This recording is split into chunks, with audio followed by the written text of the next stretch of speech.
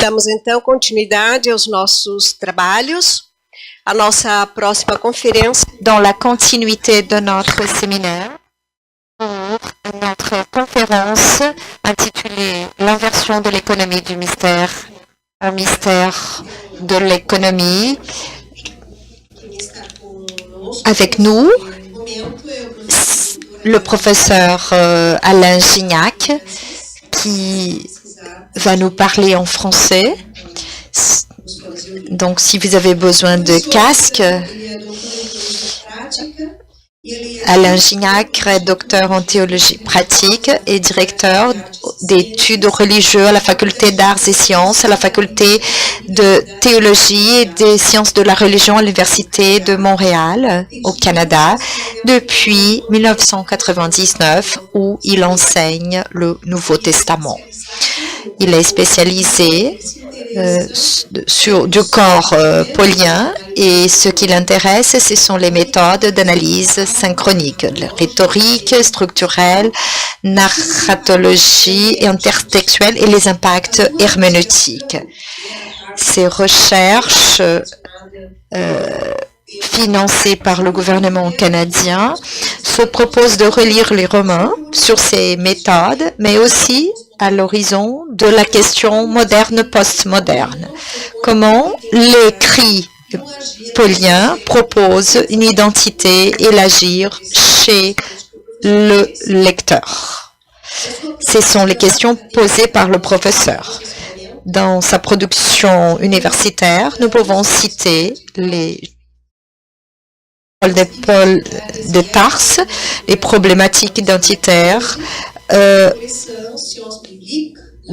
de la collection Sciences bibliques et en fait on cite toutes vos publications en français. Je résume un peu.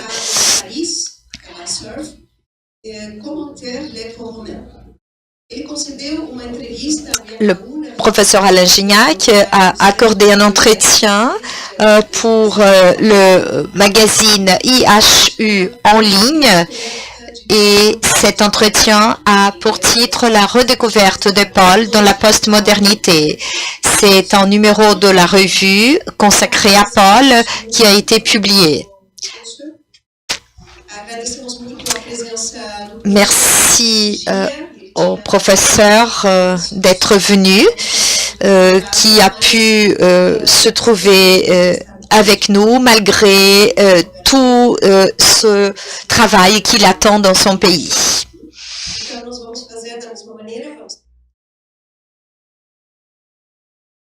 Nous allons avoir la conférence et un temps réservé au débat à la suite.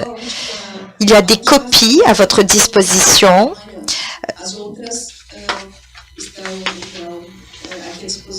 C'est un ensemble de 4 ou 5 feuilles, dont la dernière, ce sera pour la conférence de demain.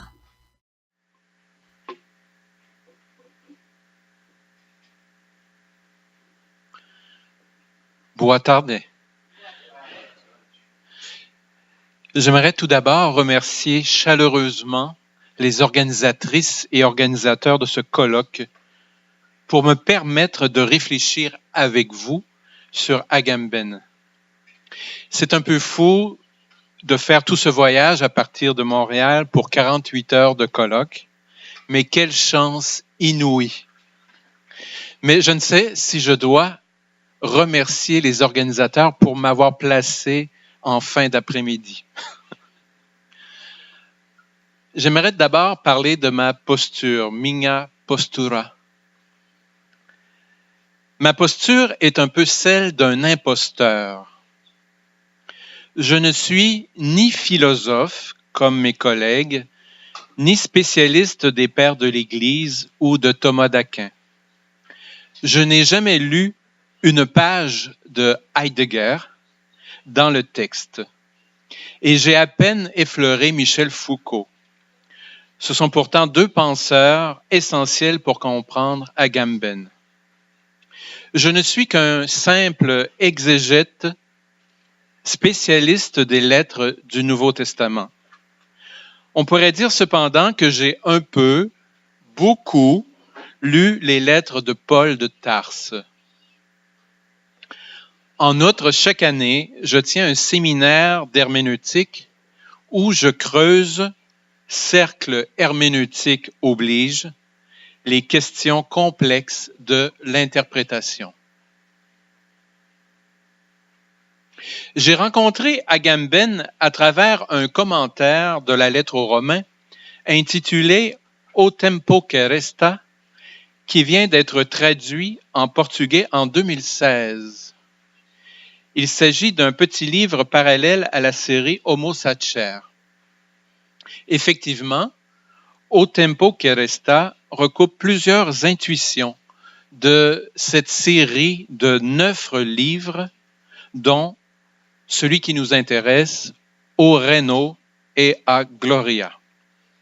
De fait, O tempo que resta et O Reino et a Gloria sont parus la même année, en 2007.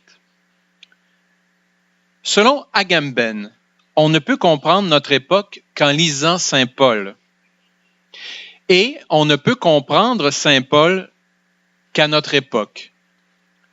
Conclusion, jusqu'ici, ce qui inclut un certain Martin Luther, qui, il y a 500 ans, a entamé cette année la Réforme, personne n'a encore compris Saint Paul. Seulement Agamben. C'est un monsieur un peu prétentieux, quoi. Autrement dit, Paul est la figure qui permet de comprendre la structure du temps messianique, et le temps messianique est la solution aux apories politiques de notre époque. J'y reviendrai probablement plus loin. Dans le monde francophone auquel j'appartiens, je crois être un des rares biblistes à avoir pris au sérieux Agamben. Peut-être pas le seul, mais un des rares. Je ne m'intéresse pas à lui à cause de sa rigueur exégétique, mais parce qu'il est un scribe qui tire du neuf et du vieux à partir des lettres de Paul. Comme le dit Matthieu, chapitre 13, verset 52, « Un scribe instruit du règne des cieux, est pareil à un père de famille qui tire de son trésor du neuf et du vieux. » En français, à son propos, nous dirions que Agamben aime secouer les puces ou brasser la cage du monde exégétique. Je ne sais comment ma traductrice va s'en tirer avec ces expressions. Agamben réveille les exégètes, les déstabilise, il les sort de leur zone de confort. Car je vais vous faire une confidence. L'exégèse de Saint Paul, dans la perspective historique surtout, avec ses avatars rhétoriques et sociocritiques, se répète beaucoup, surtout en milieu anglophone, je dirais, et l'exégèse souffre de logorrhée, de diarrhée verbale. Or, Agamben va droit à l'essentiel et voit des choses que personne ne voit, établit des liens auxquels personne n'avait pensé. Surtout, il rend Paul à son statut de penseur politique. Personnellement, j'aime beaucoup sortir de ma zone de confort. C'est donc pour avoir écrit simplement 3 petites courtes études sur Paul et Agamben, dont je vous donnerai demain les références, que je me retrouve ici parmi vous. Mais pourquoi sommes-nous ici depuis une journée? Que cherchons-nous? Que cherchons-nous chez Agamben? Est-ce que les analyses ludiques et éclectiques d'Agamben nous ont séduits? Son diagnostic sur la biopolitique nous a-t-il ouvert les yeux? On sait que Agamben est agnostique. Or, qu'un philosophe agnostique se serve de la théologie, de son histoire et de ses concepts pour penser la politique, cela flatte-t-il notre identité de théologien et théologienne en quête de reconnaissance? Mais en quoi un philosophe qui réquisitionne à son service la théologie peut-il être utile à la théologie et aux théologiens? Ou peut-être devrait-on dire, un philosophe qui torture la théologie peut-il avoir droit de citer parmi les théologiens? À la fin d'une première journée de colloque, je crois qu'il est bon de soulever à nouveau ces questions. Mais au-delà des procès qu'on peut intenter, bien sûr, à Agamben, et on ne s'en est pas gêné, du côté philosophique, théologique, biblique, ma question lancinante n'est pas comment les analyses théologico-politiques d'Agamben nous éclairent-elles sur le gouvernement de notre temps? Ma question se formule plutôt à l'inverse. Quels sont les impacts rétroactifs de ces analyses sur la théologie? Autrement dit, non pas tant la question comment la théologie explique-t-elle la philosophie politique, mais plutôt l'inverse, comment la philosophie politique de Agamben nous permet-elle de revisiter notre terrain de jeu théologique? Entre autres, dès l'ouverture de son livre, Agamben pose une question à la théologie, par exemple. Pourquoi la théologie a-t-elle occulté la théologie économique de l'économie du salut pour lui préférer le concept étriqué et non critiqué, passe-partout, qu'on utilise sans y penser et qu'on appelle histoire du salut? Moi, je suis allergique à cette expression et à tout ce qu'elle comporte en arrière-plan.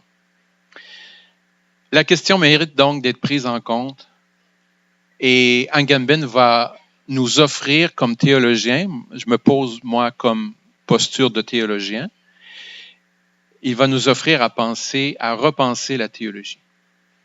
Bien sûr, pour comprendre cet impact rétroactif d'Agamben sur la théologie, il est important de comprendre le geste d'Agamben lorsqu'il revisite la tradition théologique et de comprendre autant que faire se peut, est-ce que lui-même le comprend parfaitement, de comprendre son système, et c'est ce dont je vais m'efforcer cet après-midi.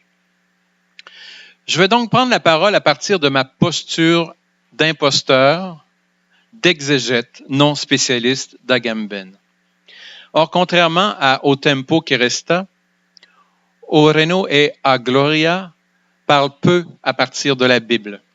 Néanmoins, cet après-midi et demain matin, deux moments où mes auditeurs risquent d'être endormis, tel que je le vois maintenant, j'aimerais entreprendre une conversation imaginaire avec Agamben. J'aimerais lui dire comment je comprends son geste et lui apporter quelques textes bibliques qui pourraient alimenter la réflexion théologico-politique. Car s'il est une chose de par ma posture d'exégète que je reprocherais aux philosophes italiens, c'est d'atomiser les textes à force de focaliser sur le vocabulaire. Or, nul ne sait mieux qu'Agamben, je crois, que les mots ne prennent un sens que dans un discours, dans un flot de signifiants. Comme pour un patineur artistique, on m'a offert aujourd'hui une figure imposée. Le renversement identifié par Agamben est créé par la simple inversion des termes, alors qu'on est passé de l'économie du mystère au mystère de l'économie. Allons-y donc pour réfléchir sur la signification de ce renversement. Je vais procéder en 4 étapes. Premièrement, quelques remarques sur la méthode d'Agamben. Deuxièmement, certaines définitions au pluriel de économie. Troisièmement, le renversement dont il est question dans mon titre. Et pour terminer, quatrièmement, une relecture de Éphésiens 3, où Agamben aurait retrouvé plusieurs des thématiques de son livre s'il s'était donné la peine. Donc, vous avez reçu, comme on a dit au début, une pile de documents. Vous avez d'abord, sur la première feuille, vous avez recto verso 2 tableaux, des définitions de l'économie et ensuite ce que j'appelle les binarités de Agamben. Sur la deuxième feuille, vous avez le texte je ne sais pas si c'est une bonne traduction biblique. J'ai utilisé la traduction Almeida Revista et Corrigida. Et donc, vous avez le texte en portugais. Et à la troisième feuille, vous avez l'exemplier, handout, exemplaire. Et vous pouvez suivre, vous avez le plan de ma communication, certaines citations qui seront aussi projetées à l'écran. C'est une feuille recto verso. Et la dernière page, c'est un devoir que vous devez faire ce soir pour préparer demain matin. Non, c'est pour demain matin. Voilà. Donc, la méthode Agamben. La manière de faire du philosophe italien est très complexe. Il en parle rapidement dans sa prémisse introductive du livre, qui, à mon sens, est très, très importante. Cette prémisse où il nous invite spécifiquement, par exemple, à porter une attention particulière à la fin du chapitre 8. Il faut toujours se méfier d'Agamben. S'il nous dit ça, c'est peut-être simplement pour jouer avec nous. Enfin, il nous dit que le chapitre 8 est plus important. Un lecteur averti en vaut 2, pour pasticher un proverbe français. Mes remarques sur la question de méthode se feront en 3 points. La signature, l'arrière-plan de Homo Sacer et le geste philosophique de Agamben. Donc, la signature. Agamben se réclame nommément de l'archéologie de Michel Foucault, mais lui reproche de n'avoir remonté qu'à l'orée au début de la modernité. Plusieurs critiques foucaldiens, plusieurs disciples de Foucault, ont voulu montrer que Agamben ne pouvait revendiquer l'héritage du philosophe français. On laisse ce débat pour ces gens. Mais de fait, Agamben ne fait pas l'histoire des idées de généalogie historique du genre cause-effet.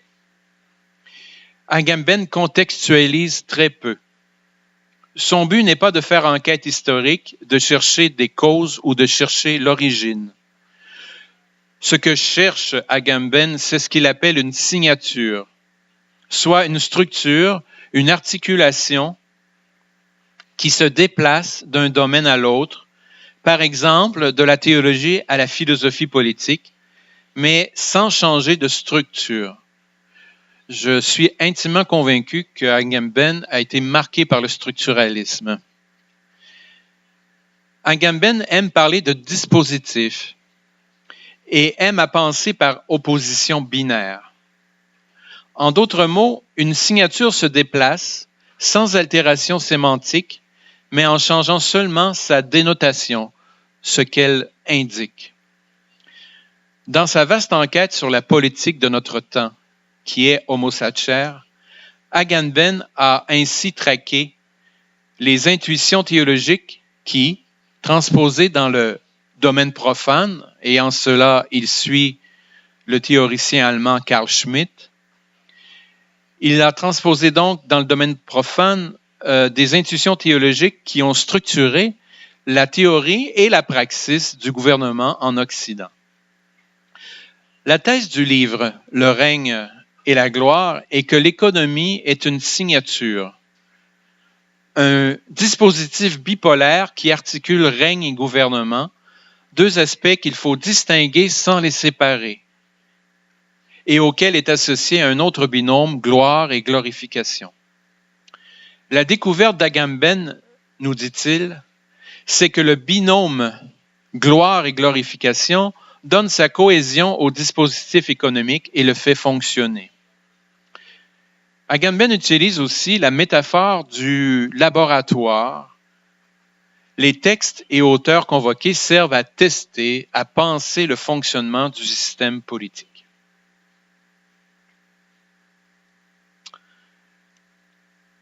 Vous pouvez voir au tableau à l'écran l'ordre actuel de la série, mais aussi l'ordre de parution.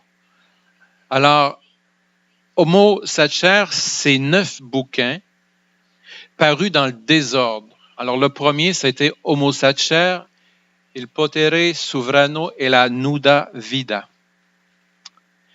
On vient de faire paraître en français aux éditions du Seuil sous le titre Homo Sacer l'intégrale, une édition révisée en un seul volume des 9 livres de la série. Alors, O Reino e a Gloria a été le 4e livre à paraître de cette série. Et comme vous voyez à l'écran en rouge, il occupe maintenant le centre de la composition en 5e place. Donc, moi, il me semble, comme exégète, j'ai toujours le réflexe de dire ce qu'on met au centre, c'est un pivot. C'est important. Excusez-moi.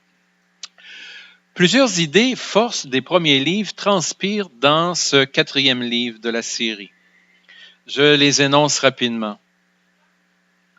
D'abord, l'idée de l'état d'exception revient. Cette suspension du droit qui permet de toucher la vérité du système politique actuel, y compris la pseudo-démocratie libérale. Il y a l'idée d'anarchie qui exprime un constat et une solution. D'abord, le constat que le gouvernement gestionnaire n'a aucun fondement, on y reviendra. Aucun principe ne fonde le gouvernement selon l'étymologie de anarché en grec. Mais le mot anarchie, semble-t-il, semble désigner aussi la solution aux problèmes, voire aux apories d'un système biopolitique inhumain qui, finalement, cette solution sera anarchique elle aussi. C'est-à-dire qu'elle va désamorcer la loi. Et sur cette idée d'anarchie se greffent les prochaines idées. Donc, une autre idée, l'idée de désœuvrement comme inactivation de la loi et refus d'alimenter la machine économique qui produit sans cesse et sans répit, donc s'avère impitoyable. L'idée du « comme pas » ou en grec « osmé » tiré de Saint Paul, de la première lettre aux Corinthiens, chapitre 7. Agamben revient encore une fois sur l'idée qu'il ne faut pas sortir du système dans une fuite de côté, ni vivre comme si le système était effectivement changé ou susceptible d'être changé, dans une fuite en avant, mais vivre comme pas signifie vivre au cœur du système en refusant de jouer son jeu et d'en être solidaire. Dernière idée, l'idée de vie nue est évoquée rapidement à propos de la mention rapide de la Zoé aionios, la vie éternelle. Pour conclure cette série d'idées qu'on retrouve, qui sont comme des marottes de tout Homo Sacer, à force de nous entraîner dans ce qu'il appelle les arcanes du mystère économique, Agamben nous fascine, nous hypnotise peut-être, nous déstabilise par son érudition et par l'esthétique de sa construction. Mais finalement, ne trouve-t-il pas ce qu'il cherche lorsqu'il fait l'histoire de la première théologie chrétienne? Il est normal que le projet Homo Sacer ait sa cohérence, mais ne peut-on pas ici faire montre de soupçon? Est-ce que ça ne devient pas trop cohérent? Agamben est-il vraiment à l'écoute des textes théologiques qu'il convoque? Où s'en sert-il pour étayer sa thèse? Donc, une remarque critique à propos d'Agamben.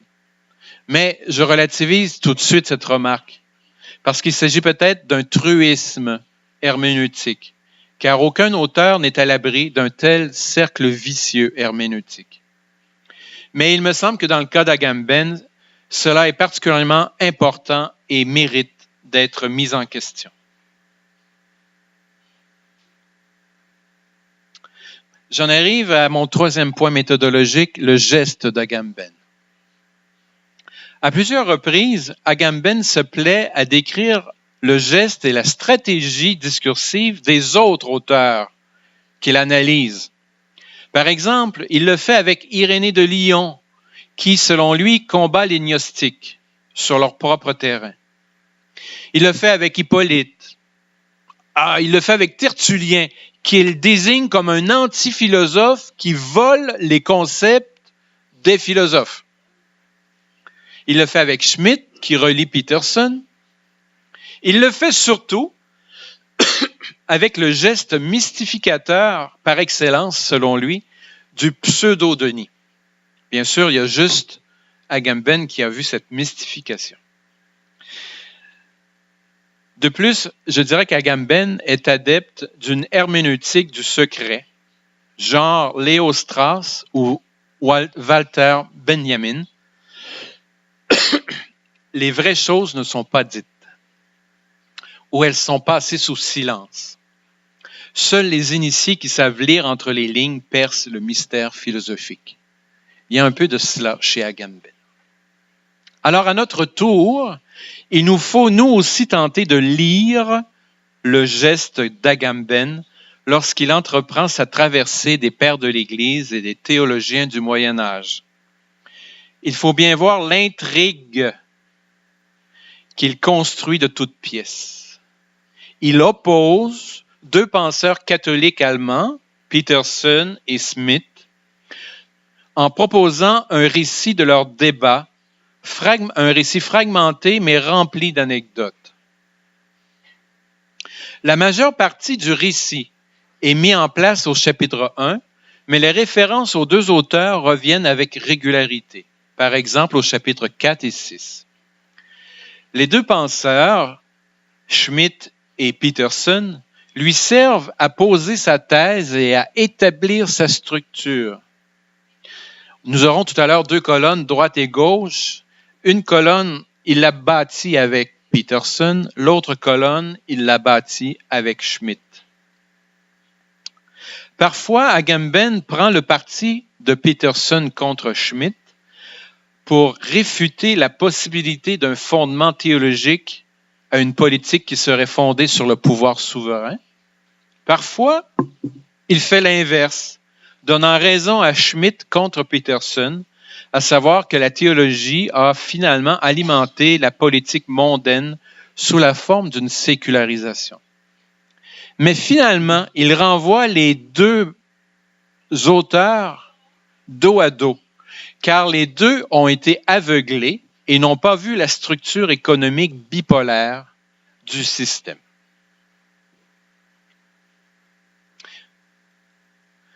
Dans cette ligne, il est indéniable que le livre construit peu à peu, patiemment, une série de binarités qui finissent par se renforcer. Cela a été déjà évoqué aujourd'hui par mes collègues, mais j'y reviens à ma façon. J'ai fait une liste assez exhaustive, je crois, de ces binarités sur la feuille que vous avez, page 2, mais j'en projette certaines à l'écran. L'important, c'est que cela donne deux colonnes. Alors, il y aura toujours notre colonne de gauche. C'est la vie interne de Dieu. Et à droite, ce sera son gouvernement providentiel du monde. Alors, l'économie dont il est question dans tout ce livre, c'est l'articulation des deux colonnes qu'il faut distinguer sans séparer. Je vous fais remarquer qu'Agamben reprend le genre de vocabulaire de façon mimétique qui a permis d'articuler les deux natures du Christ au concile de Chalcédoine sans confusion ni séparation.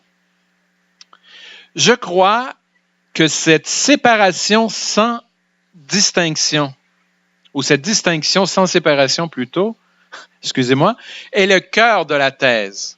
Agamben dit qu'il faut garder les deux colonnes articulées ensemble, sinon cela va dérailler. Or, est-ce que je l'ai mis sur mon tableau? Je n'ai pas mis sur mon tableau ici. Mais vous l'avez sur votre page. J'ai mis en gris deux lignes qui ne devraient pas être là car ils viennent plutôt de la vie nue et que reste-t-il de Auschwitz? J'ai placé dans ce tableau l'opposition politique versus économie. Et l'autre opposition, bios, la vie bonne de la cité, versus la zoé, c'est-à-dire la vie nue, la vie animale. En apparence, j'aurais pas dû les mettre dans le tableau. Parce que ce sont pas des binarités au même titre que toutes celles qui sont à l'écran. Ce sont plutôt des oppositions, des dichotomies inconciliables pour Agamben.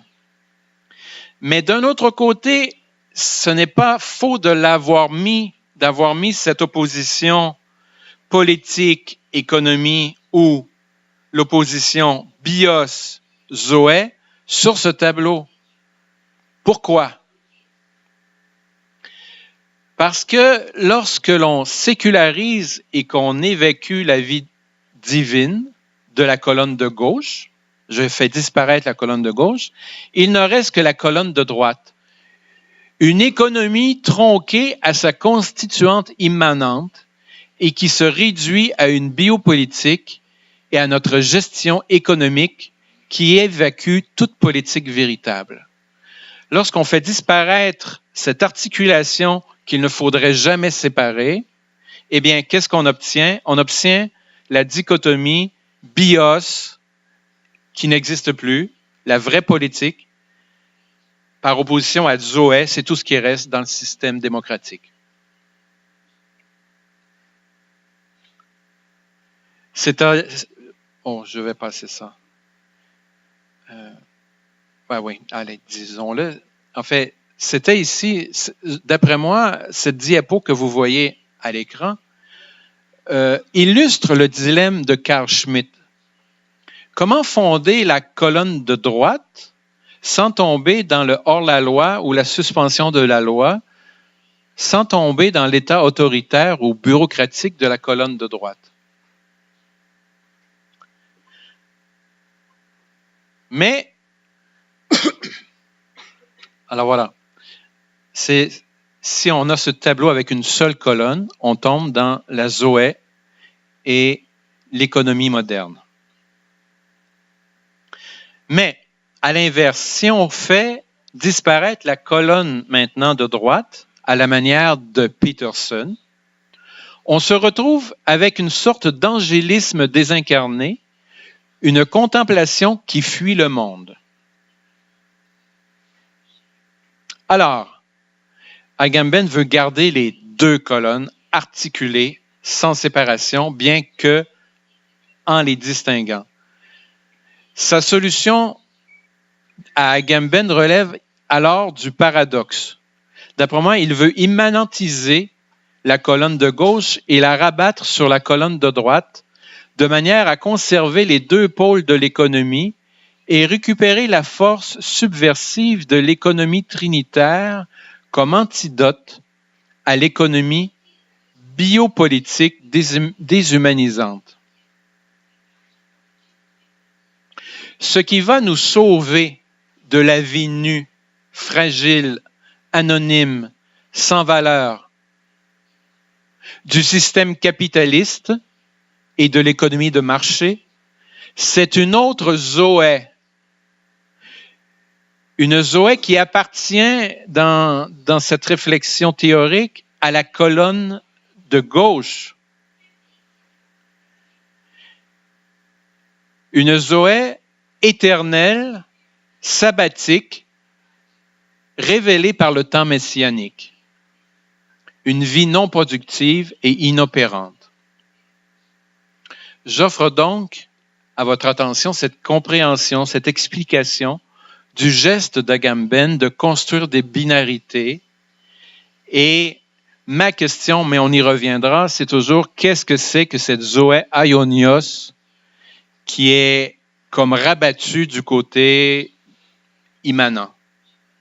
Qu'est-ce que c'est que la vie avec un tiret là, dont on parlait ce matin? J'ai oublié l'expression. D'accord.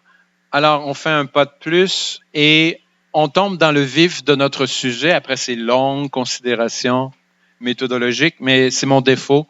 J'essaie toujours de réfléchir à ce que les auteurs fabriquent. C'est un mauvais réflexe de ma part. Donc, la définition d'économie. Dès le début de son enquête au chapitre 2, Agamben attire notre attention sur la signification initiale du mot économie. Étymologiquement, il s'agit de la loi de la maison. Nous sommes dans le cadre de la gestion de l'oikos grec, mais surtout peut-être de la domus latine. Un seul pouvoir, celui du pater familias, s'exerce sur la famille élargie structurée en 3 faisceaux de relations que vous avez au tableau. Premier faisceau de relations, les relations despotiques, maître-esclave. Ensuite, les relations paternelles, père-enfant. Et finalement, les relations gamiques. C'est le vocabulaire un peu bizarre d'Agamben. Les relations gamiques, mari-épouse. Cette structure de pouvoir n'est pas la même que celle de la police et donc l'économie ne fonctionnera pas comme la politique. Il s'agit d'un pouvoir unique, monarchique, mais qui s'exerce donc selon diverses modalités, selon qu'il s'agit des esclaves, des enfants ou de la femme. Mais voilà, d'emblée, j'attire votre attention sur les 2 premiers faisceaux de relations. On voit l'intérêt de cela pour le discours sur le Dieu chrétien. D'une part, la relation paternelle qui existe dans l'étymologie sociologique, je dirais, de économie dans le monde grec et romain, eh bien, la relation paternelle s'appliquera à la famille divine elle-même, la Trinité. D'autre part, les relations de la domus ou de l'oikos qui concernent les rapports entre le père et ses enfants va s'appliquer, entre le maître et ses esclaves, va s'appliquer à la communauté chrétienne. Donc, la première colonne va servir à construire l'économie immanente et la deuxième colonne va servir à construire l'économie transcendante. Et à cet égard, je ne sais pas si Agamben a vu l'ironie de son truc, parce que l'économie immanente, surtout lorsqu'elle est détachée de l'économie transcendante et qu'elle se réduit à la biopolitique, si vous éliminez donc les 2 colonnes à votre droite et que vous gardez seulement la première colonne, qu'est-ce que vous avez? Vous avez du despotisme. Alors, pour Agamben, à quelque part, je ne sais pas s'il l'a vu, si c'est volontaire ou pas, mais il y a quelque chose d'ironique. Si on ne garde que cette colonne, on aboutit donc à une économie destructrice. Et pour Agamben, c'est assez clair que c'est l'économie contemporaine que nous vivons.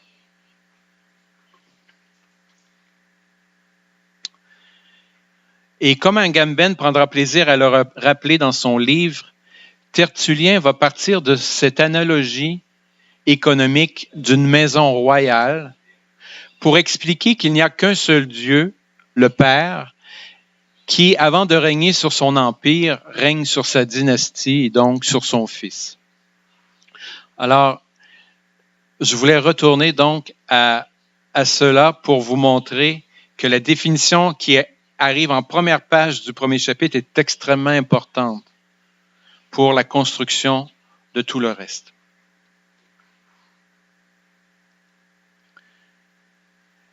Le champ lexical. Agamben souligne avec justesse l'importance du champ lexical de la domus dans les lettres du Nouveau Testament, c'est-à-dire tous les mots qui se rapportent aux fonctions dans l'économie de la maison, le doulos, l'hyperétès, le diakonos, l'oikonomos. À l'exception notable de ecclésia, église, le vocabulaire chrétien est massivement économique. On pourrait aussi citer l'exception de politeuma, politique, citoyenneté, politeuma, mais c'est utilisé très rarement. Agamben a raison de noter que le vocabulaire du Nouveau Testament pour désigner la réalité des communautés chrétiennes est économique. Et il aurait pu s'appuyer sur les enquêtes sociocritiques des études du Nouveau Testament. Il ne l'a pas fait, car ces études ont montré la structuration domestique et patriarcale des premières communautés. Un auteur comme Meeks a même forgé le mot « love patriarchalism » pour désigner l'idéologie sociologique mise en place, l'amour patriarcal. Bien plus, le Sittimleben, l'endroit même où se réunissaient les premières communautés chrétiennes, était effectivement des maisonnées. On a parlé à juste titre d'église domestique de manière métonymique. Le lieu de réunion a donné naissance à un type économique de communauté. Agamben ferait sans doute remarquer que l'expression église domestique, étymologiquement assemblée de maisons ou assemblée économique, est une sorte d'oxymore de vocabulaire qu'on ne peut pas associer, ou à tout le moins que l'expression église domestique est un peu incongrue parce que c'est un mot politique avec un mot économique. Maintenant, passons en revue quelques définitions apportées par Agamben. Alors, pour lui, économie signifie un tas de choses. Vous avez à la première page une liste qui n'est peut-être pas complète. Au tableau, j'en reprends quelques-uns. Les mêmes mots reviennent. Pour Agamben, l'économie, c'est l'administration, la gestion, la charge, l'activité. J'aimerais ici proposer simplement 2 remarques. Premièrement, on voit que oikonomia a été traduit en latin par 2 termes, dispensatio et dispositio. Or, en théologie, on traduit souvent, par exemple, dans le texte de Éphésiens 3, que nous regarderons tout à l'heure, le mot oikonomia par dispensation. Donc, ma traductrice me disait que le terme dispensation est un peu curieux en portugais. Je crois que ça fait un peu vieillot. Mais de toute manière, je trouve que le mot dispensation est un mauvais calque. Je crois que la meilleure traduction serait plutôt responsabilité, mission. Deuxième remarque sur ces définitions. On voit qu'Agamben aime bien déterrer des acceptions des sens qui justifient ses marottes, ses obsessions. Il relève dans la section 2.15, donc au chapitre 2, que économie peut prendre le sens de exception ou de dispense. Alors, vous voyez, il part de dispensatio et à partir de dispensatio, on a fait le mot dispense en droit canonique. Qu'est-ce qu'une dispense dans l'Église orthodoxe grecque? C'est la suspension de la loi. Alors, quelqu'un est dispensé de l'application du droit canonique. Et donc, il retrouve cette idée fondamentale de homo sacer, la loi d'exception. Alors, rappelons-nous que pour Agamben, l'état d'exception, la suspension du droit, est l'envers caché de la démocratie libérale. Ce sont les deux côtés de la même médaille.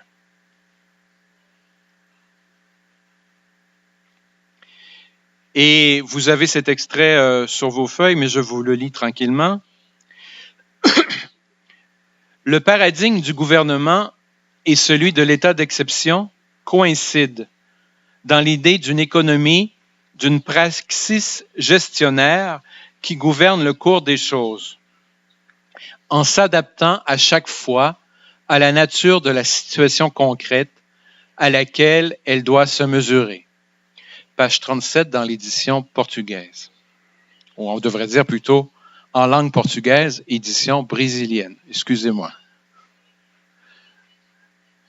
Alors, je rappelle que lorsqu'il dénonce cet état d'exception, c'est toujours lorsqu'on fait disparaître la colonne de gauche.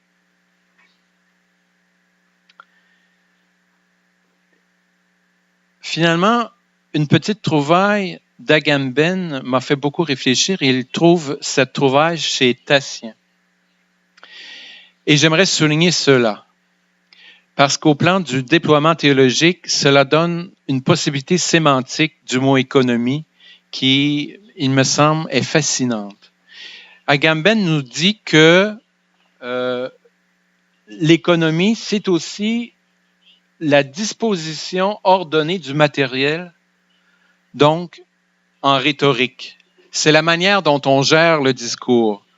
Lorsque un auteur comme moi a décidé de faire un plan, il y a une stratégie rhétorique et on essaie de mettre les choses en place de façon ordonnée pour convaincre les gens. Eh bien, Tatien se sert de ce sens pour dire, puisque le Fils est le Logos, alors non seulement le Fils reçoit une mission, le Fils est un économe du Père, car il doit venir dans le monde, il doit s'incarner, mais Tatien va dire, puisqu'il est le Logos du Père, eh bien, le mot économie, on peut le comprendre en termes rhétoriques. Le Logos est le porte-parole du Père. Pour terminer cette section sur les définitions, j'apporte mon grain de sel d'exégète et j'attire votre attention sur un passage de la première lettre aux Corinthiens où la Trinité se profile, ou plutôt les relations trinitaires, sur un registre strictement économique. Alors, je vais vous lire les versets 4 à 6 du chapitre 12 de la première aux Corinthiens. Il y a diversité de dons de la grâce, mais c'est le même esprit.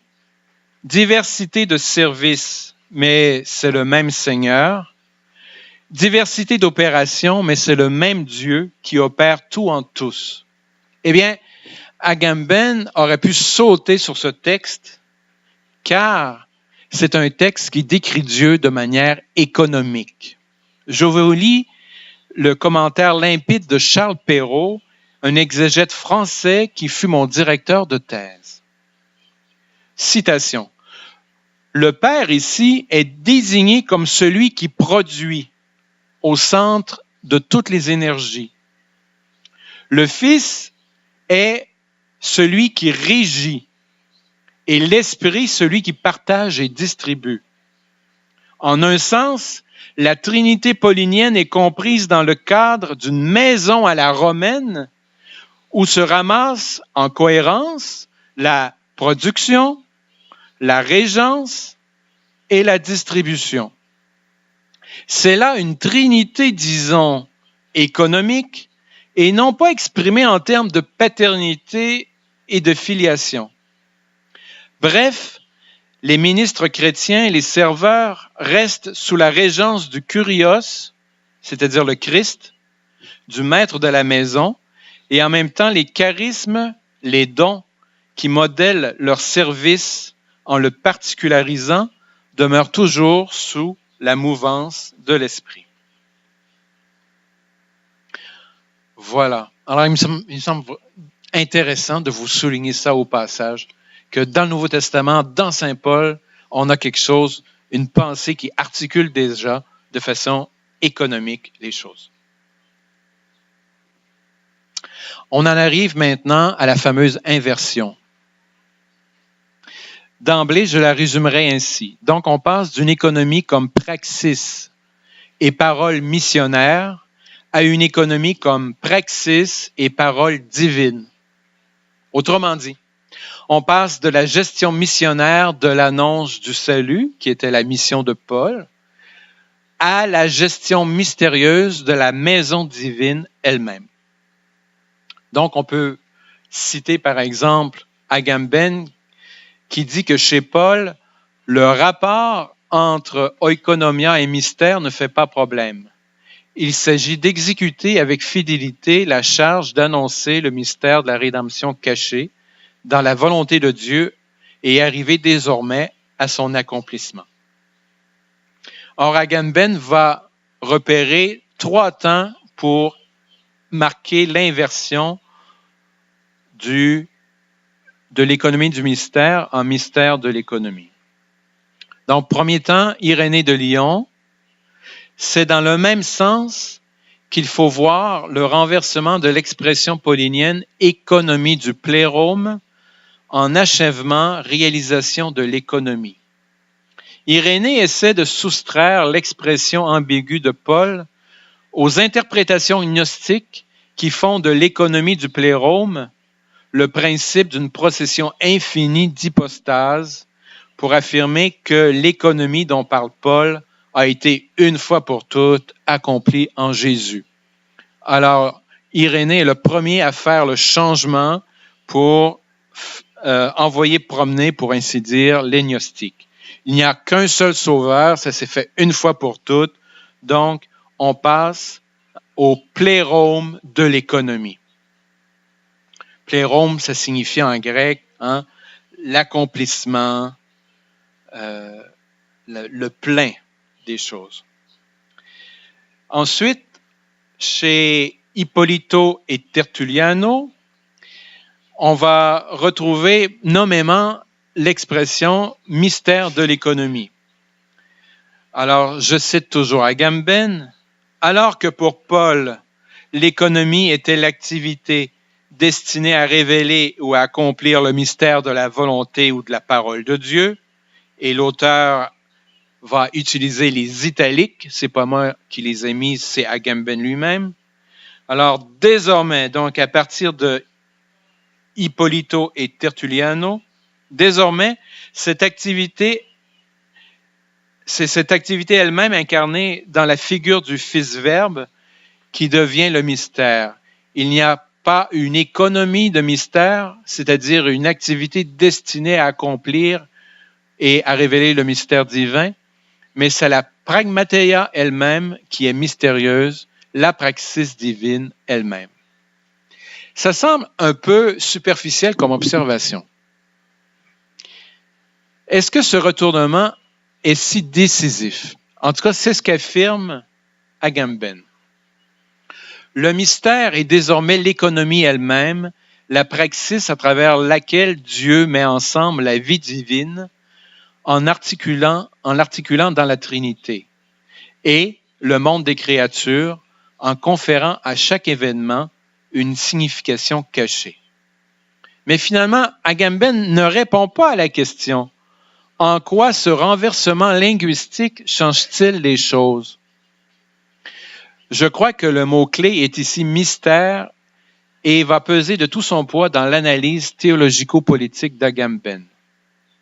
Formulé autrement, dans la citation ci-dessus, l'expression « signification cachée » est très importante. Signification cachée de l'économie, du fonctionnement du monde des créatures. Le gouvernement va devenir un mystère. Le gouvernement va devenir un mystère.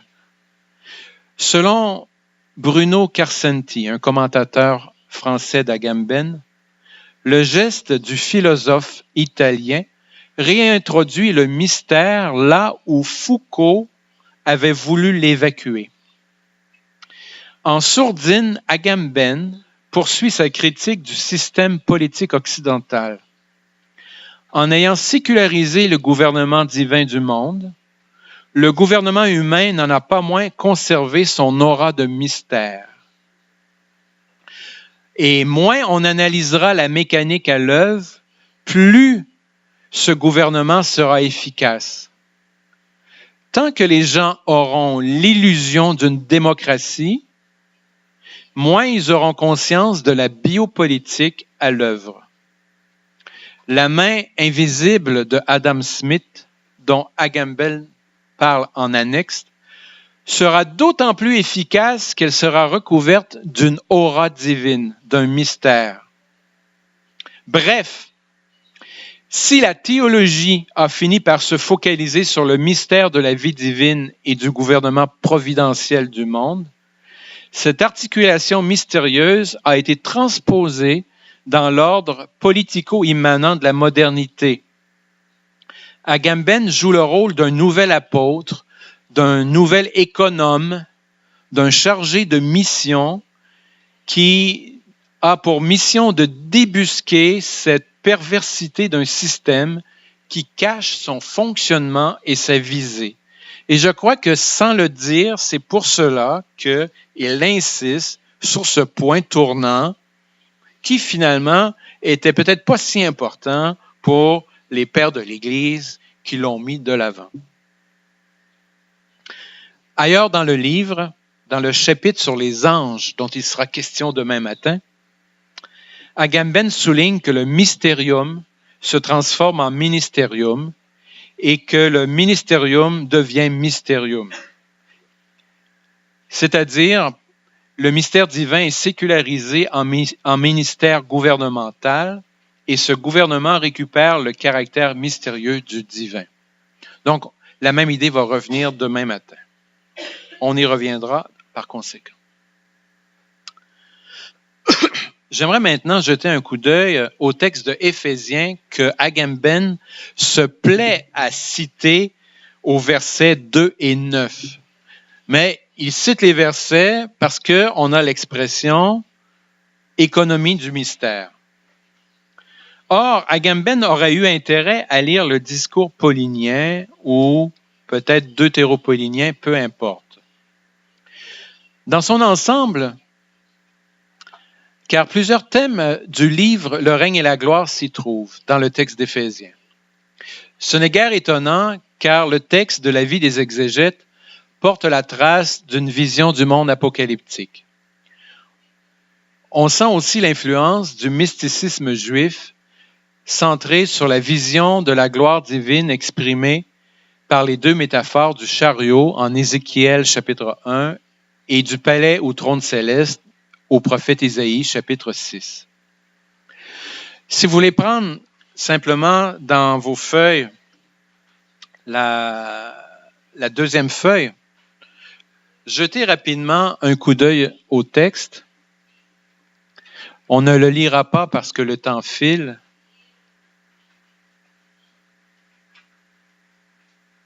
Mais pour que vous l'ayez un peu dans la tête.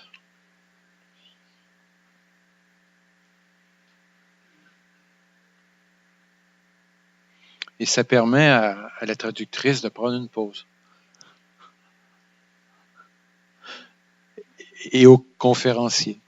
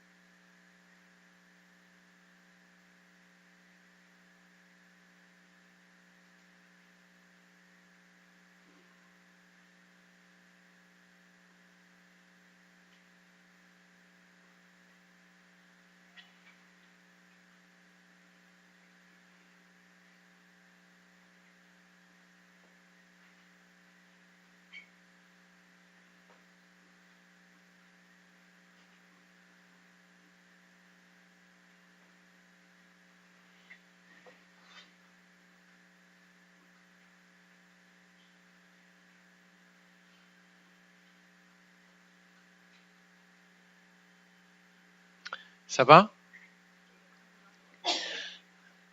Tudo bem? Alors, j'aimerais vous démontrer que Agamben aurait eu intérêt à pas seulement faire de l'étude de vocabulaire, mais à faire du discursif. Alors, quelques remarques sur l'organisation de ce texte et on va déboucher sur l'intérêt que ça peut avoir pour prolonger la réflexion du livre d'Agamben. Donc ici, on a affaire à seulement 5 phrases en grec. C'est le style de cette lettre aux Éphésiens. Et les 2 premières se font écho. Vous avez les mots des versets 1 à 7 qui font écho aux versets 8 à 12. Vous avez les mots économie, grâce, mystère, donner, manifester, nation, maintenant. Et la mise en page de votre feuille tente laborieusement de vous montrer ces répétitions avec différents codes. Je pourrais donner aux organisateurs une version couleur que vous pourrez aller chercher sous format PDF. Donc, le discours est comme redoublé. L'auteur répète 2 fois la même chose. Versets 1 à 7, versets 8 à 12. Alors, ce qu'il répète, c'est ceci. Il met en parallèle le verset 5 et le verset 10. Alors que le mystère du Christ, alors le verset 5, concerne donc le mystère du Christ qui n'avait jusque-là pas été manifesté au Fils des hommes. Et ce mystère est maintenant manifesté. Et en même temps, la sagesse de Dieu est manifestée maintenant aux principautés et puissances célestes. Que sont les principautés et puissances du ciel? Ce sont les anges. Il y a là une mise en scène à 2 tableaux. L'auteur commence donc à 2 tableaux. On est sur 2 plans et nous sommes dans l'apocalyptique. Il y a la scène sur terre au verset 1 à 7 et ensuite il y a la scène au ciel au verset 8 à 11. Il y a ce qui se passe sur terre pour les humains et cela se reflète au ciel pour les anges. Le mystère du Christ, prenons le vocabulaire d'Agamben, le mystère du Messie, maintenant révélé aux humains, fait écho au mystère de la sagesse de Dieu, maintenant révélé aux anges. On retrouve dans le texte d'Éphésiens les 2 plans de l'économie divine que Agamben cherche à articuler. On retrouve aussi le maintenant, très important chez Agamben, comme marqueur textuel du temps messianique. Alors, je dois envoyer un courriel à Agamben. Dans la prochaine édition, il faudrait faire un chapitre sur Éphésiens.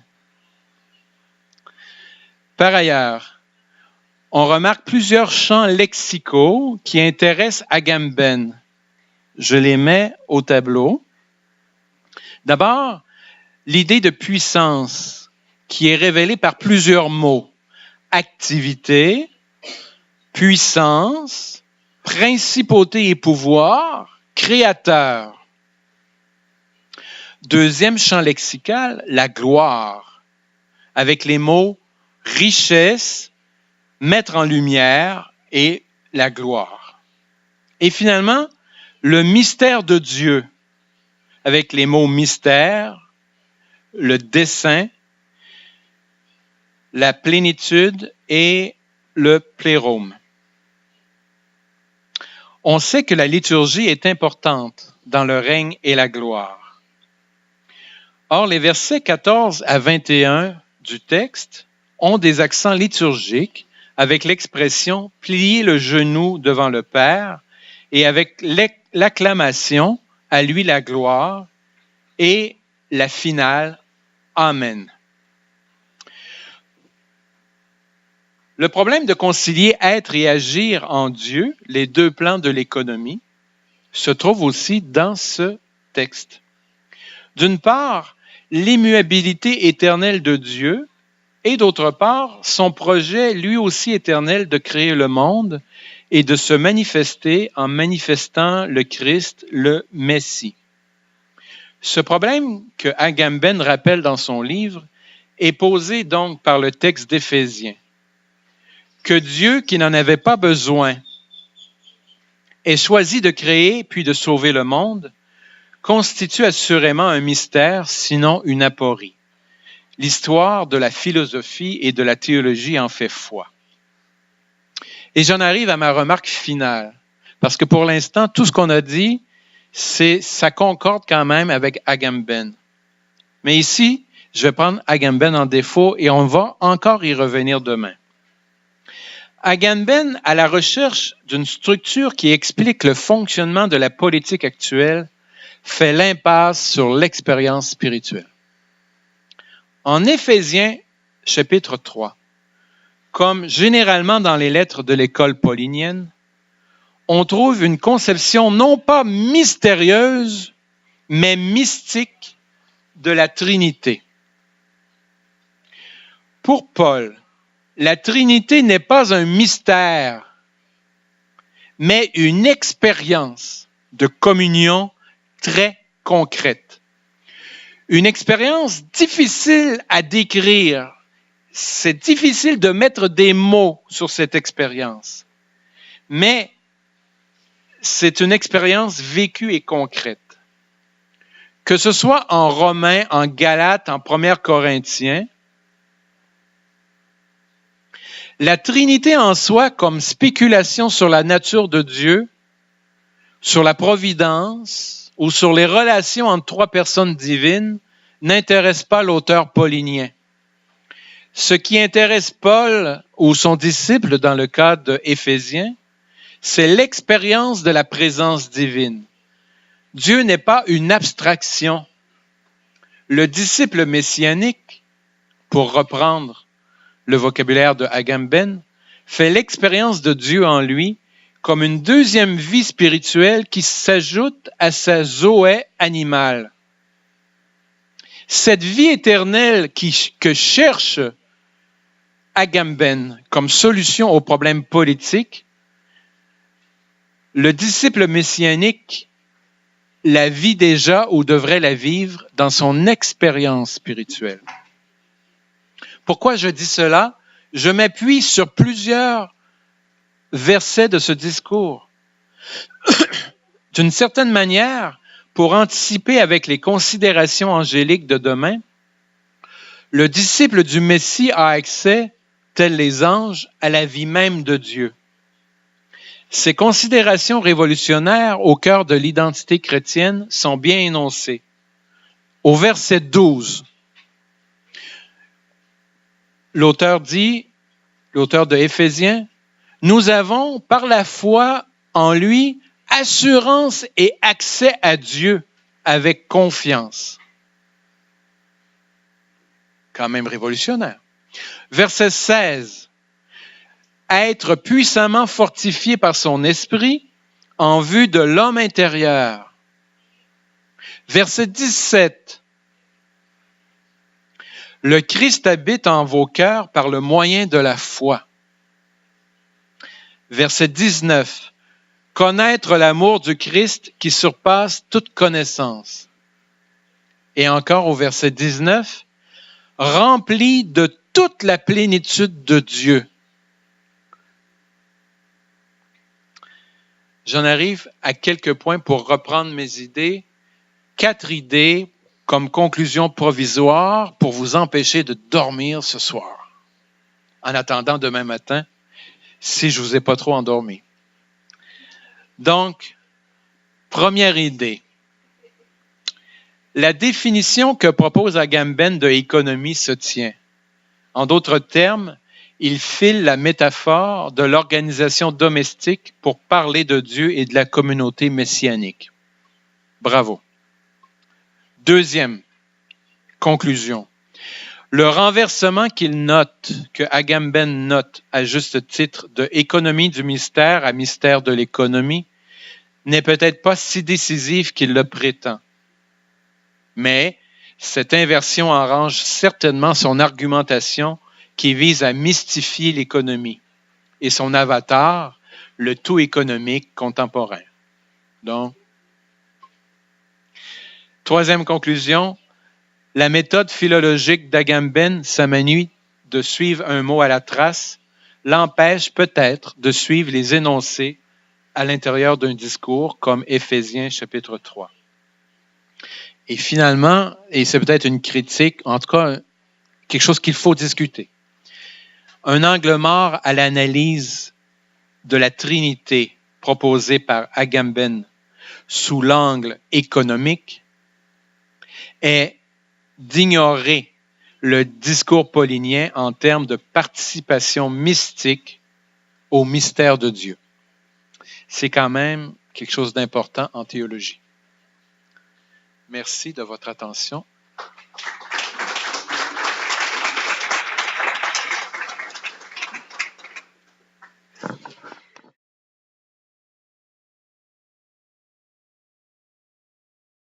Merci, professeur Gignac, pour cette conférence si enrichissante et stimulante. Et nous allons maintenant passer aux questions.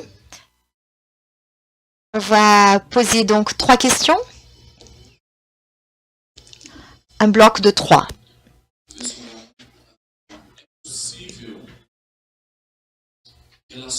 Peut-on mettre en rapport le projet d'Agamben et un autre projet théologique contemporain de l'orthodoxie radicale de Dion Bank, Grant Yorton et d'autres qui reprochent,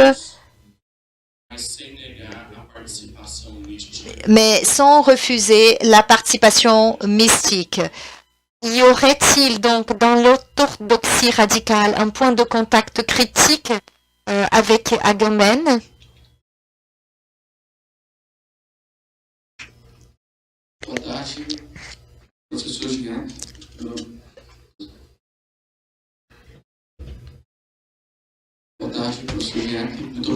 Merci, professeur Gignac, pour votre communication qui a été très provocatrice du point de vue méthodologique et du point de vue de contenu exposé de la philosophie d'Agamben.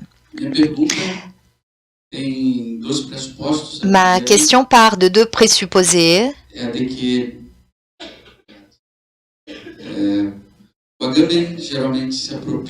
Agamben s'approprie en général la tradition biblico-judéo-chrétienne et, à mon avis, non pas naïvement, mais sans tenir compte de certaines méthodes de lecture biblique dans le monde. Par exemple, la méthode historico-critique très utilisée en théologie contemporaine.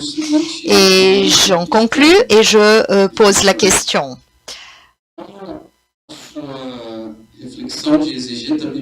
Dans votre réflexion d'exégète biblique, comment vous évaluez cette posture du philosophe italien face à tant de méthodologie de la lecture biblique, puisque vous indiquez qu'il se sert d'un certain structuralisme pour sa lecture, et cette méthode, elle est présente aussi dans le monde des exégètes actuels. C'est peut-être ma question pour l'instant.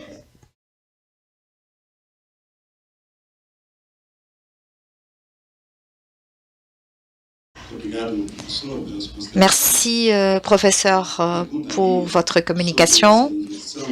Et en ce qui concerne ce renversement de l'économie du mystère en mystère de l'économie, la figure du Christ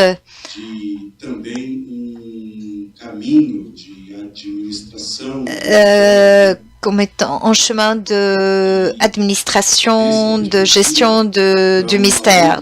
Et partant de cette perspective vers une autre, selon laquelle il serait lui-même le mystère. Dieu, le Fils, au lieu de le Fils de Dieu. Je crois que l'expression Dieu, le Fils, fait partie de cet ensemble de renversements dans lequel on divinise plus qu'il le faut la personne du Christ. En théologie, on voit souvent l'expression symbole de Dieu pour faire référence à Jésus, notamment dans la théologie de Roger Hodge, nord-américain. Ma question est la suivante. Cette expression Jésus, symbole de Dieu, comment elle se rapproche de cette critique d'Agamben par rapport à ce renversement? Y a-t-il un rapport, une proximité, un rapprochement? Et à votre avis, quel serait le sens de cette expression de Jésus, le symbole des dieux?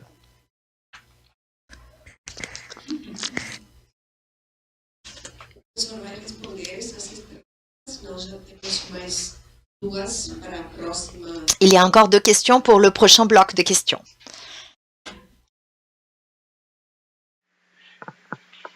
Je ne suis pas un spécialiste de l'orthodoxie, du projet de la théologie orthodoxe, de la nouvelle orthodoxie. Donc, je sais que j'ai vu passer un article. Je pourrais peut-être ce soir vous retrouver Excusez, je vais vous retrouver ce soir la référence de cet article qui compare Agamben avec la nouvelle orthodoxie, mais je crois pas je crois que c'est une fausse piste, je crois. Alors moi, je la laisserai tomber personnellement.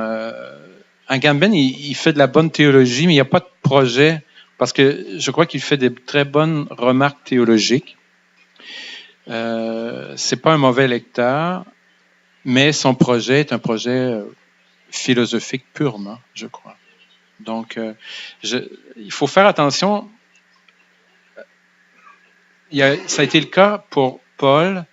Les exégètes, dans un premier temps, ont été tout émoustillés, comme des jeunes adolescents transis d'amour, lorsque les philosophes se sont mis à s'intéresser à nouveau à Paul. Et la même chose, je dirais, de ce renouveau théologico-politique. Hein? Bon, Badiou, par exemple, Zizek et compagnie. Et il faut pas s'intéresser à ces philosophes parce que nous sommes en manque d'amour théologique. Hein? Et il faut pas les récupérer pour dire, voyez, notre projet théologique, il est comme fondé il est appuyé, il est justifié par les philosophes, par leur projet philosophique. Je crois qu'il faut distinguer les choses. Et ces philosophes, ils ont leur propre projet, mais ce qu'il faut faire, c'est qu'il faut les écouter et il faut voir, non pas comment ils viennent conforter nos idées. Ça dépend comment on fait de la recherche intellectuelle. Je dis toujours à mes étudiants, vous ne devez pas lire les auteurs qui ont les mêmes idées que vous. Vous devez lire les auteurs qui vous déstabilisent et qui vous amènent ailleurs. Et justement, ce genre de philosophes peuvent apporter leur contribution à la théologie dans ce sens-là. Mais il ne faut pas les récupérer pour continuer à faire le même genre de théologie qu'on fait, et surtout une théologie conservatrice. Ce serait quand même curieux qu'on se serve d'Agamben pour fonder un projet intellectuel conservateur. Je ne suis pas un spécialiste de cette école, mais il me semble que c'est un peu conservateur. C'est un peu l'école de Yale aussi, hein, sont un peu dans le récit il me semble que c'est une école un peu refermée sur elle-même. les chrétiens ont leur vocabulaire, ils ont leur monde, et ils ont à continuer à faire ce qu'ils ont toujours fait, puis on ne s'occupe pas du dialogue. Moi, personnellement, je suis plutôt de l'école de Chicago. C'est pas pour faire plaisir à Colby, mais au plan herméneutique, la culture, il faut plonger dedans, on vit dedans, nous ne sommes pas des extraterrestres. Voilà. Est-ce que je réponds un peu à votre question? Oui? OK. J'aime pas être ce genre de conférencier qui passe à côté des questions. Deuxième question sur Agamben exégète. C'est un très mauvais exégète historico-critique, mais c'est pas ce qu'il fait. Moi-même, je ne suis pas historico-critique. On m'a présenté comme un adepte d'une approche plutôt synchronique. Je suis très influencé, je vais le dire ici parce que je suis à l'étranger, alors je suis très honnête et je vous ouvre mon cœur, mais je dirais peut-être pas ça dans mon milieu exégétique au Québec et au Canada, mais je suis un peu structuraliste. Alors, pour moi, j'ai une approche du langage. D'accord? Alors, ce que je reproche à Agamben, c'est pas de faire de la mauvaise exégèse historico-critique, parce que moi, je n'y crois plus. On pourrait en reparler longtemps, parce que pour moi, l'histoire est une reconstruction. L'histoire parle beaucoup plus de l'historien que de l'objet qui est étudié. Et il y a quelque chose de positiviste derrière l'histoire. Et pour moi, je suis passé à quelque chose qu'on pourrait dire de postmoderne, la modernité étant marquée par l'histoire et par la découverte de l'historicité. C'est vrai que l'être humain est un être enraciné dans l'histoire. C'est vrai que le premier christianisme et Jésus de Nazareth est un personnage historique, mais on peut expliquer les choses différemment. Durant 15 siècles, avant la modernité, il n'y avait pas cette perception très vive de l'historicité de l'être humain et on a fait quand même de la lecture biblique et de la théologie. Alors, c'est pas parce que la modernité a découvert l'historicité qu'il faut en faire un absolu. Et il y a deux genres de sophismes qu'on entend sur le marché que puisque l'économie ou en fait la logique théologique chrétienne est historique, il faut faire de l'historico-critique. Ce n'est pas vrai. On peut faire de la théologie autrement. Et justement, pour moi, je suis passé à la grande découverte postmoderne que l'être humain est un être de langage qui est aussi modelé par sa condition d'être de langage que par son époque historique ou son enracinement historique. Donc, je ne suis plus un exégète biblique historico-critique.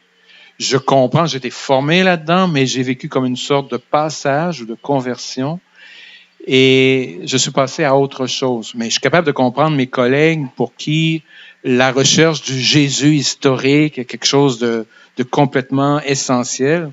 En fait, c'est intéressant, mais on peut faire autre chose. Donc, je vais faire autre chose. Ce que je reproche à Agamben, c'est de pas jouer le jeu du langage, de pas se laisser interpeller par le texte paulinien, de mettre plutôt le texte paulinien à son service. Alors, je lui dis que dans la sphère linguistique que nous partageons, parce que je crois qu'Agamben est très marqué par ça, il aurait pu faire mieux. C'est ce que je dis. Et finalement, la troisième question, je la trouve très large. Je ne sais pas si je suis le meilleur pour vous répondre. Je n'ai pas la science infuse. Effectivement, il faut réfléchir à cette inversion et je crois que la christologie contemporaine a répondu à votre critique. Je ne sais pas comment traduire ça en portugais. Nous, on parlait de christologie d'en bas et de christologie d'en haut. Quand j'ai commencé ma formation en exégèse, on voulait mettre de côté cette divinisation de Jésus de Nazareth, ou en tout cas la repousser comme quelque chose de plus tardif. Et ma lecture à moi de Paul de Tarse, comme vous voyez, je n'ai pas une christologie haute. Pour moi, Paul est un pharisien juif qui se serait étouffé de dire Jésus est Dieu. il se serait étouffé.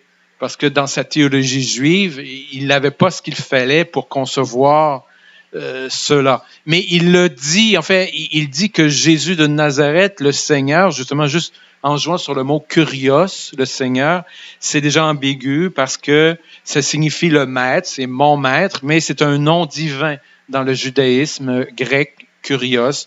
Alors, il y a comme une espèce de glissement, il y a quelque chose d'ambigu, mais pour moi, je suis très sensible à votre critique de dire est-ce qu'on n'a pas inversé les choses en allant trop vite, en faisant de Jésus un Dieu.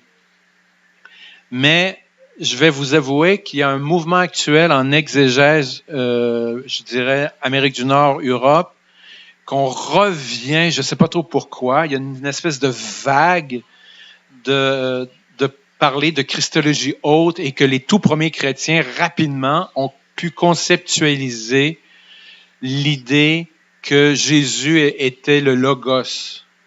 Les gens s'appuient sur ils auraient trouvé dans des textes juifs l'idée d'un Dieu en deux entités, la sagesse par exemple. Mais moi, je suis un peu allergique à ça. Moi, je trouve que le premier siècle judaïque, juif et chrétien, n'a pas ce qu'il faut en termes de bagage philosophique pour articuler les choses autrement que de dire ce Messie crucifié, il a été exalté. Ça, on trouve ça dans le Nouveau Testament, mais il ne faut pas aller trop loin. Cependant, je dois vous dire que j'ai lu un article intéressant qui disait que Agamben est peut-être pas correct dans sa lecture de Grégoire de Nazianze ou d'Athanase et qu'il ne comprend pas trop ce qu'ont fait les premiers pères qui ont abouti à Nicée-Constantinople et à l'articulation de la Trinité. Entre autres, enfin, parce que j'ai été obligé de revisiter ma théologie trinitaire. Ça faisait 30 ans que j'avais pas mis les pattes là-dedans. C'est Agamben qui m'a obligé à retourner là. Hein? Il y a quelque chose d'un peu cocasse dans ce geste-là. Et à ce moment-là, on dit bien que l'enjeu à l'époque, c'était il fallait que Jésus soit... Il y a quelque chose de cette économie d'Agamben, les deux plans, le plan de Dieu et le plan concret. Et il faut que Jésus soit Dieu pour pouvoir sauver, mais il faut qu'il soit homme pour pouvoir être sauvé. Il ne faut pas que ce soit un demi-homme ou un pseudo-homme. Il faut vraiment qu'il soit homme pour être objet du salut. Et il faut qu'il soit en même temps Dieu pour être celui qui sauve. Alors, il faut voir aussi, le problème, c'est l'école de Chicago, David Tracy l'a bien dit, chaque génération doit refaire son travail théologique. Il ne faut pas se contenter de répéter comme des perroquets les mêmes choses. Il faut redire les choses, mais il faut aussi aller essayer de comprendre ce que les pères de l'Église, comme geste. L'important, ce n'est pas les énoncés, ce sont l'énonciation. Qu'est-ce qu'ils ont fait comme geste? Hein? Et je trouve qu'à ce moment-là, Agamben est intéressant pour un théologien parce que il n'est pas seulement... C'est pas vrai qu'il est simplement sur les énoncés ou sur les mots. Il essaie de voir le geste, l'énonciation quand même que font les différents auteurs. Et lui-même a un geste d'énonciation qui est peut-être plus important que ce qu'il dit. Alors, je ne sais pas si je réponds à votre vaste question, mais probablement que votre réponse aura été aussi valable que ce que je viens de vous dire là. Mais retenez que ce qui me préoccupe actuellement, moi qui, au début de mes études en théologie, c'était la théologie d'en bas, que Jésus de Nazareth était d'abord un homme, et aujourd'hui on revient avec une christologie haute, et ça pose question. Voilà. Temos então segundo momento de questões. Bonjour, professeur Gignac. La lecture que vous faites est assez forte et importante. Et on a l'impression que le livre Le temps qui reste d'Agamben, Le temps qui reste d'Agamben, non? Vous n'entendez pas? Voilà. Qu'est-ce qui se passe? Vous m'entendez pas? Ça va? C'est bon? D'accord. Ok. Pode recomeçar, por favor. On dirait que le livre Le temps qui reste d'Agamben provoque de certaines réactions. Je pense à un texte de Michel Louvi qui critique la façon dont Agamben établit un rapport entre Walter Benjamin et Paul. En particulier, dans la critique que vous nous apportez, dans le rapport entre Agamben et le mystère contre la mystique, j'ai l'impression, j'ai le sentiment que ce problème retrouve un lien avec le chapitre 2, Homo Sacer 1, le chapitre dans lequel Agamben commence par parler de Georges Bataille, et puis il passe à Durkheim, à Rudolf Otto, et au moment où il passe à Otto, il fait une critique du romantisme de Otto, il fait une critique du versant mystique de Otto et dresse aussi une critique adressée à tous les auteurs mystiques ou non mystiques et qui, selon lui, ce n'est pas la meilleure façon de comprendre le terme de sacré dans la contemporanéité. Agamben fait un autre choix sur le sacré, c'est-à-dire de comprendre le sacré dans la fissure de la loi. La loi en tant qu'espace où s'établit, se produit l'exception. Ma question est la suivante. L'exception crée l'homo sacer. L'homo sacer est lié à l'exception, à la fissure intrinsèque à la loi. Ma question, y aurait-il un autre auteur qui parle de la faiblesse, cet élément fondamental pour penser l'homo sacer, qui ne soit Paul, c'est-à-dire Agamben pourrait-il ne pas aller vers Paul et évitant par là des critiques bien fondées, comme par exemple celle que vous lui adressez ou comme d'autres lui adressent?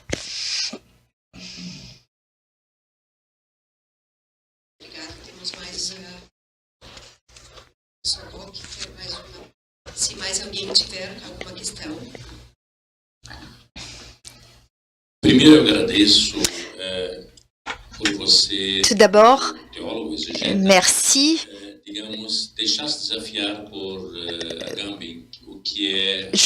pour votre capacité de se laisser défié par Agamben en tant qu'exégète et ce que vous avez pu montrer que Agamben pourrait aller plus loin qu'une simple interprétation lexicale. Et vous le montrez dans vos exemples, celui de la lettre des Éphésiens. Et je me pose une question depuis longtemps. J'aimerais établir une analogie. Dans les premiers siècles du christianisme, la philosophie était anti-théologienne. Chez Agamben, la question, la théologie est une anti-philosophie et on pourrait se réfléchir sur comment les saints-pères, les pères ont fait par rapport aux philosophes grecs pour penser la théologie. Est-ce que le philosophe de cette époque-là appréciait l'usage fait par le théologien, ou on pourrait poser la même question maintenant par rapport à Agamben. Je pense que Agamben fait de la théologie anti-théologie. et cela dérange les théologiens. Je ne sais pas si cela vaudrait une étude, c'est-à-dire essayer de mettre en rapport ce qu'ont fait les pères du Moyen-Âge et ce que Agamben et d'autres, Zizek le fait aujourd'hui, d'utiliser la théologie des pôles pour penser la philosophie. Ce renversement, donc. Une autre question. Pour Agamben, le rôle de la théologie est celui de faire une critique de la machine sacrificielle au service de laquelle la théologie s'est mise au service. Est-ce que la théologie, est-ce que cela a le rôle de susciter la veine messianique au sein de la théologie qui est passée sous silence pendant plusieurs siècles?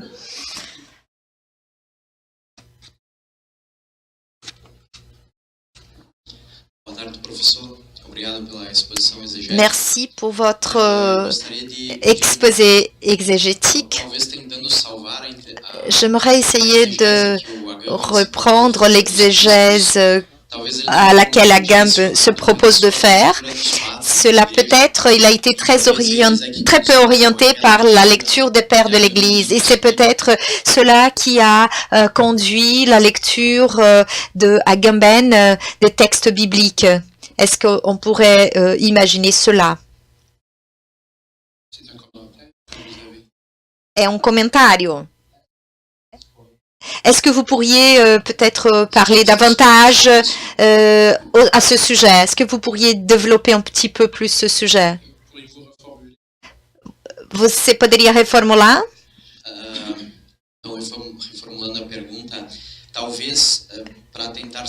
Pour essayer de sauver l'exégèse du texte biblique que fait Agamben, peut-être il nous faudrait repérer dans la lecture qu'il fait des pères de l'Église ce qui le conduit ou ce qui l'induit à des erreurs exégétiques d'interprétation du texte.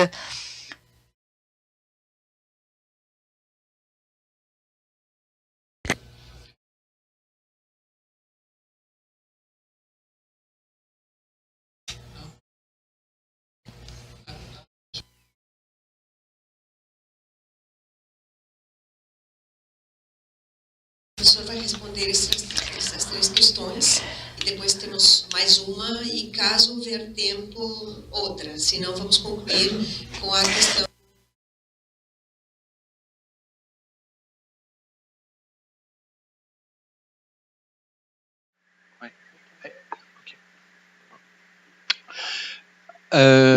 C'est intéressant. Je crois que les trois questions se recoupent. Vous savez, ce n'est pas parce que je suis critique d'Agamben que je n'aime pas Agamben. D'accord? Je ne suis pas en train de faire son procès. Je suis en train d'être un lecteur qui ne veut pas être dupe et qui essaie de réfléchir et de voir ce que Agamben fait. Pour ma part, je ne suis pas d'accord de dire il y a des bonnes et des mauvaises interprétations. C'est trop facile, c'est trop positiviste. Les textes ont une richesse de sens et Agamben lui-même le dirait, dans tout texte, il y a un reste. Hein? Une fois qu'on a fait toutes les divisions qu'on fait, là, moi j'en fais des divisions, vous avez vu, je fais des regroupements, des oppositions, etc. Une fois qu'on a fait ça avec les textes bibliques, on a fait la division, il y a toujours un reste, y compris donc dans l'exégèse. Et donc, il faut vivre avec le conflit des interprétations.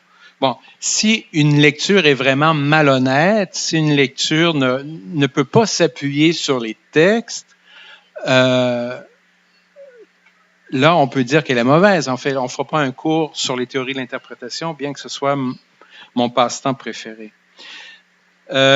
Alors, pour répondre à la première question, je n'ai pas en tête Homo Sacer 1 de façon très précise, mais vous voyez, on ne peut pas reprocher à Agamben son interprétation de Benjamin. Ça, il faut plutôt laisser ça à l'histoire de la philosophie, je crois. Ce serait plutôt aux philosophes de dire si ça se tient, cette interprétation du nain qui est sous la table. Le texte, c'est une espèce de petit texte difficile à comprendre chez Benjamin.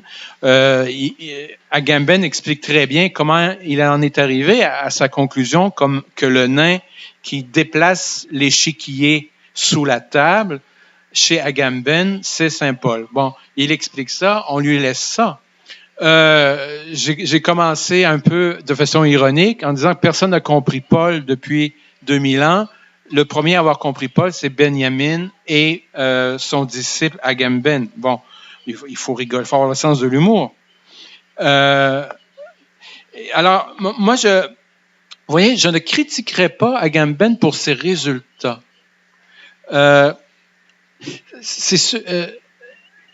Il est interpellant. La structure qu'il déterre, ça se tient sur le temps messianique. Hein?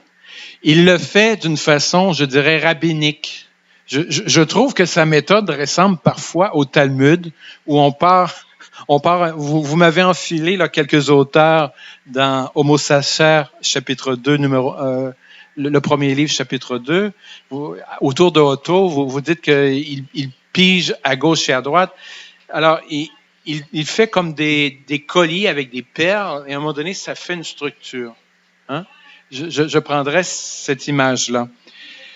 Et donc, ça peut nous intéresser comme théologiens. Mais il faut voir deux choses quand même essentielles. La première chose, c'est que le temps messianique, c'est un temps sans Messie. C'est ça le problème pour un théologien. Quand vous lisez Agamben, le personnage Christ, le personnage Messie, il n'est pas important. Il faut voir le geste d'Agamben, c'est qu'Agamben n'est pas un théologien. Pourquoi il relie la théologie, pourquoi il relie Paul, c'est qu'il trouve une structure, mais il la ramène, cette structure, dans le monde-ci. Il a beau étudier la providence de Dieu, il ne croit pas à la providence de Dieu. Il a beau étudier le temps messianique, il ne croit pas au Messie. Alors, c'est ça. Alors, il faut faire attention comme théologien. Il faut être conscient de ce que fait Agamben. Puis, à un moment donné, comme théologien, moi, je dirais, excusez-moi, mais c'est un peu ce que j'ai ramené un peu, que je vais ramener demain. Le Messie, je crois, en christianisme, est important. Hein? Et cette dimension spirituelle est évacuée. Alors là-dessus, c'est comme dans un dialogue interreligieux. Il faut bien voir que moi, si je discute avec un musulman, on peut discuter, on aura l'expérience spirituelle globale en commun, on est des croyants, mais sur la christologie, à un moment donné, ça va faire bang, bang, on ne pourra jamais se comprendre. D'accord? Alors, je crois qu'on peut avoir ce genre de dialogue avec un philosophe agnostique. Et moi, je n'ai pas peur, comme théologien, de lire des philosophes qui se sont amusés à lire Paul ou les pères de l'Église. Moi, je m'amuse à lire ces philosophes parce qu'ils ont des choses à m'apprendre. Peut-être qu'ils voient des gestes, ils voient des choses que nous, on ne voit plus. Et donc, on aboutit sur la deuxième question. Et effectivement, qui aurait cru à l'époque de Paul de Tarse qu'on en arriverait 2 siècles, 3 siècles plus tard à avoir incorporé Platon dans le christianisme? Hein? Vous savez que Benoît XVI, Joseph Ratzinger, a toujours affirmé que ça faisait partie de la révélation. Ça, c'est assez phénoménal. Ratzinger disait que la christianisation de l'hellénisme ou de la philosophie grecque, ou l'inverse, nous on dirait peut-être plus l'hellénisation de la foi chrétienne, pour Ratzinger, ça faisait partie de la révélation. C'était tellement fort, tellement miraculeux. Pour lui, c'est de l'ordre du miracle lorsqu'on lit entre les lignes. Et la seule chose que j'aurais toujours voulu répondre à Benoît XVI, c'est, en tout respect, c'est pourquoi on ne pourrait pas le refaire aujourd'hui. Alors, pourquoi on ne pourrait pas aller faire ce geste, même aller voir des philosophes entre guillemets, théologiques, mais si on peut incorporer leurs idées et que ça nous aide à réfléchir et surtout à parler un langage compréhensible pour le monde, tant mieux. Moi, je dis à mes étudiants, je ne suis pas sûr que Platon, c'est une mauvaise philosophie. Puis Jean Chrysostome, quand j'embarque dans Jean Chrysostome, moi, j'adore ce père de l'Église. C'est très, très beau. Mais lorsque je vois Benoît XVI qui a écrit Verbum Domini, je crois lire du Saint Jean Chrysostome en lisant sa méditation sur... Vous savez, quand j'ai lu dans Verbum Domini, le Verbe de Dieu est le fondement de l'histoire ou le fondement de toute chose. Moi, je me suis dit, wow, je vais aller voir mon collègue du département d'histoire pour lui montrer ça. Je ne sais pas qu'est-ce qu'il va dire. C'est un langage qui n'a plus prise sur les gens d'aujourd'hui. Alors, c'est pas que c'est de la mauvaise théologie, mais je dis à mes étudiants, c'est peut-être mieux d'essayer de faire de la théo avec les philosophes d'aujourd'hui. Parce que ces philosophes-là sont en prise sur la culture d'aujourd'hui. Est-ce que toute la critique qu'on a faite de la machine sacrificielle fait partie de la théologie? Je veux dire, est-ce que la machine sacrificielle qui était servie par la théologie, est-ce que ça amène à aller du côté d'une veine messianique? Peut-être. Mais là-dessus, j'aurai une bonne question demain pour Agamben. Mais je ne le dis pas parce que ça faut garder le suspense, n'est-ce pas? Et moi, j'étais d'accord avec votre intervention. Alors, mais comme je vous ai dit, il ne s'agit pas de prendre Agamben en défaut nécessairement, mais c'est de voir qu'on peut faire nous aussi. On peut être aussi intelligent que lui d'une certaine manière. Voilà. Il y aura une dernière question? Nossa tradutora, nós podemos fazer a questão em inglês ou em espanhol, ou melhor. Comme tu veux, ça m'est égal. Comme, oui.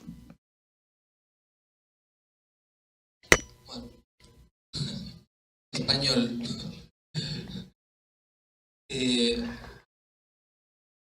Non, en espagnol, non. Non. Un portugais, non? Ah, non, un portugais, non. D'accord.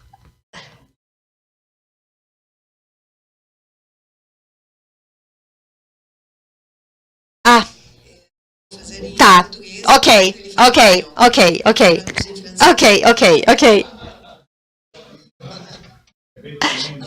Vous allez entendre en français, d'accord? Oui.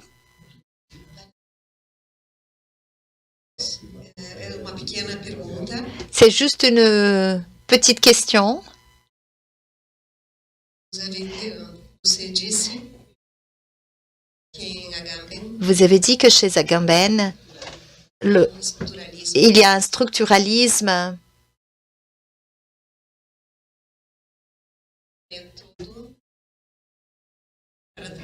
dans sa méthode de travailler sur les concepts.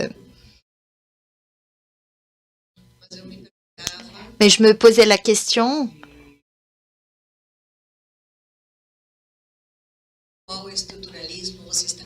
vous parlez de quel structuralisme?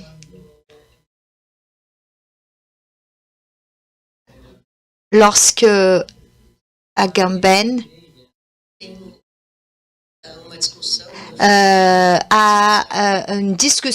entretient une discussion avec les structuralistes où il met en place la notion de paradigme versus la notion de structure.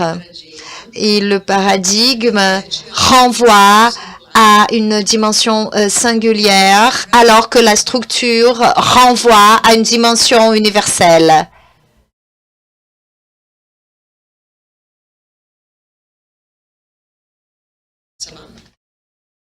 Então, com esse desafio de várias línguas, vamos pedir para o professor interpretar. C'était compliqué. Complexe. Je me suis peut-être trop avancé. Vous comprenez le français? Ça va? Je me suis peut-être trop avancé, mais la distinction que vous faites est intéressante. Mais j'ai l'impression que Agamben, à mon sens, mais il faudrait que je lise plus les premières œuvres d'Agamben, celles d'avant sa célébrité, celles d'avant les années 90, où justement, par exemple, il parle du langage.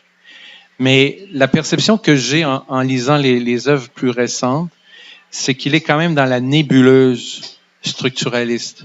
Alors, il est quand même en dialogue avec Foucault. Il fait pas la même chose que Foucault. Hein? Je pense qu'il déplace les choses. Mais il me semble quand même qu'il cherche une structure. Bon, est-ce que c'est singulier? Est-ce que c'est universel?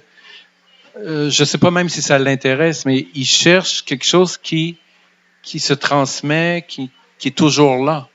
Alors, il me semble qu'il a comme un geste structuraliste. Puis ensuite, il y a toute sa perception du langage, hein, dans le sacrement du langage. La manière dont il parle, ça fait écho. Mais aujourd'hui, il n'y a personne qui doit se dire structuraliste. C'est une mauvaise étiquette parce qu'on a laissé tomber, parce que c'était la mode. Puis à partir des années 80, on est retourné à nos bonnes vieilles habitudes. Moi, je crois que ça vaut la peine de retourner au structuralisme maintenant que plus personne en fait, où les structuralistes sont un peu homo satcher. Mais c'est important d'y retourner.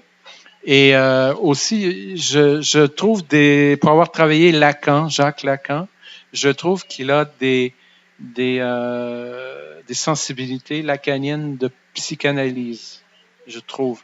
Alors, c'est pour ça que je parlais de structuralisme dans ce sens-là. Merci, monsieur. Obrigada. Vamos bater palmas para esse professor.